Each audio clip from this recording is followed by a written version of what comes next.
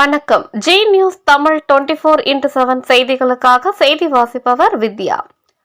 கண்லூர் கொட்டங்காடு கிராமத்தில் ஸ்ரீ பவானி அம்மன் திருக்கோவிலின் மகா கும்பாபிஷேக நிகழ்ச்சியில் திரளான பக்தர்கள் கலந்து கொண்டு சுவாமி தரிசனம் செய்தனர்.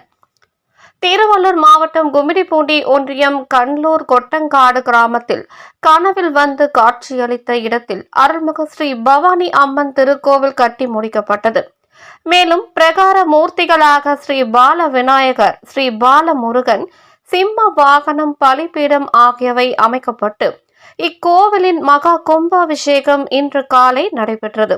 இதை முன்னிட்டு கடந்த 2ஆம் தேதி ஞாயிற்றுக்கிழமை காலை பந்தக்கால் நடும் நிகழ்ச்சி திருக்கோவில் வளாகத்தில் நடைபெற்றது.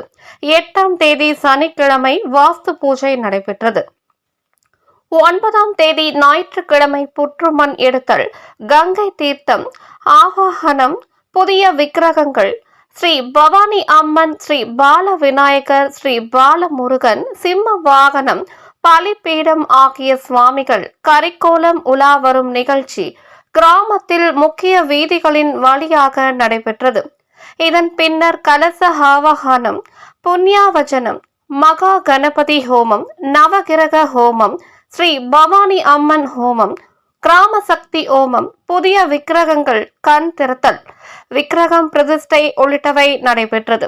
இன்று காலை மகா பூர்ணாகுதி, யாத்ரா தானம் உள்ளிட்டவை நடைபெற்றது. இதன் பின்னர் புனித நீர் அடங்கிய கலசங்கள் மங்கள வாத்தியம் முழங்க வீரபத்திர ஐயர் தலைமையில் வேத விற்பனர்கள் ஊர்வலமாக கொண்டு வந்தனர். இதன் பின்னர் மூலவர், பிரகார மூர்த்திகள், கோபுர கலசங்கள் உள்ளிட்டவைகளுக்கு புனித நீர் ஊற்றி மகா கும்பாபிஷேகம் சிறப்பாக செய்தனர்.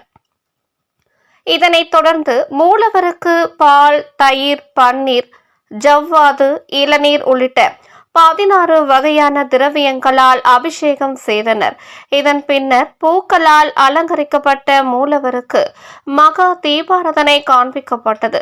இதனைத் தொடர்ந்து பக்தர்களுக்கு தீர்த்தம், பிரசாதம், அன்னதானம் உள்ளிட்டவை திருக்கோவில் வளாகத்தில் வழங்கப்பட்டது. நிகழ்ச்சிக்கான ஏற்பாடுகளை வி. செல்வம், பாஜக கும்மிடிப்பூண்டி ஒன்றிய பொதுச் செயலாளர் வி. பழனி, பி. பால்ராஜ் ஆகியோர் தலைமையில் கண்லூர் கொட்டங்காடு கிராம பொதுமக்கள், விழா குழுவினர்கள், பக்தர்கள் சிறப்பாக செய்திருந்தனர். இந்நிகழ்ச்சியில் சுற்று வட்டாரத்தை சேர்ந்த திரளான பக்தர்கள் கலந்து கொண்டு சுவாமி தரிசனம் செய்தனர். நாளை முதல் 48 நாட்கள் மண்டல அபிஷேக நிகழ்ச்சிகள் நடைபெறுகிறது.